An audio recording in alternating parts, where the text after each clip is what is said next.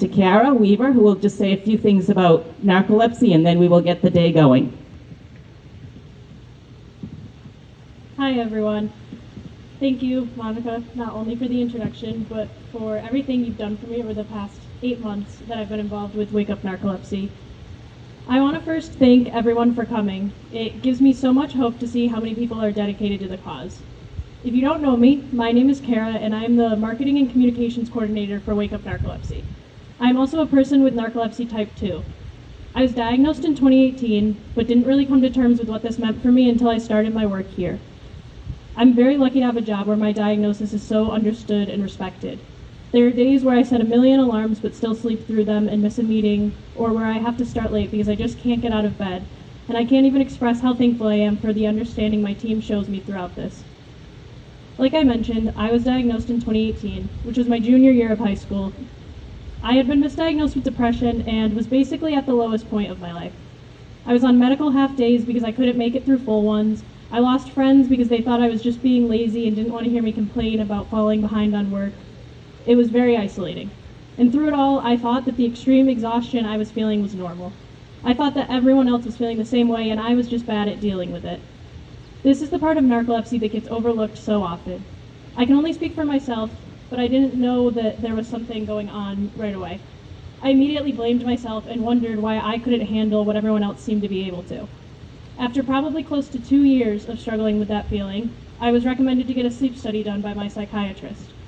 My mom actually cried when they told me I had narcolepsy, not because it's a misunderstood disorder or because it didn't have a cure and we'd have to manage it for the rest of my life, but because we finally had an answer. There are 2 things my doctor shared with me that I always like to say when I'm talking about narcolepsy, because I think they're the best way to put into perspective what I've gone through with the disorder. The first, which still blows my mind even now, is that the usual excessive daytime sleepiness that someone with narcolepsy experiences each day before they're medicated, and even to varying degrees when they're after they're medicated, is the tiredness that someone without narcolepsy would feel after 72 hours without sleep. When I found this out, I wanted to go up to every single person who made me feel like I was being dramatic, make them stay up for 3 days straight, and then ask them to function properly during a school day. It validated me, and it gave me a reference point to explain what I was feeling to others. The second thing my doctor told me was that naps were the best medicine she could possibly prescribe. As someone who grew up in a society where naps were considered lazy and productivity was prioritized, this was terrible news. I was the kid who would wait until the teacher's back was turned and then run out of the room to avoid nap time. I didn't like it, and I felt like I was missing out on things, and I still do. When I tell someone that I'm supposed to take scheduled 20-minute naps each day, they always respond with some variation of, "I wish I had time to nap." The thing is, I don't have time to. I have to make time to. I can't tell you how frustrating it is to be in the middle of a task at work and have my alarm go off telling me I need to nap. My brain races the whole time about all the things I should be doing instead, and I rarely even rest. When I studied abroad, we'd be in the middle of exploring a new place and I'd have to go back to my dorm early because I wasn't able to take my naps that day and I was falling asleep standing up. I don't tell you all of this to make it sound like my life is terrible or imply that people with narcolepsy are doomed to be miserable, because neither of those things are true.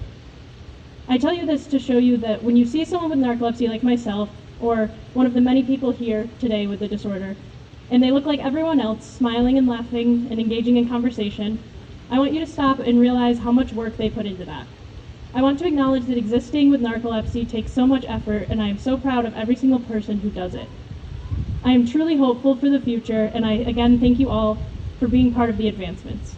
I'm going to let everyone get on with what they really came here for, but thank you again, and good luck to all the teams.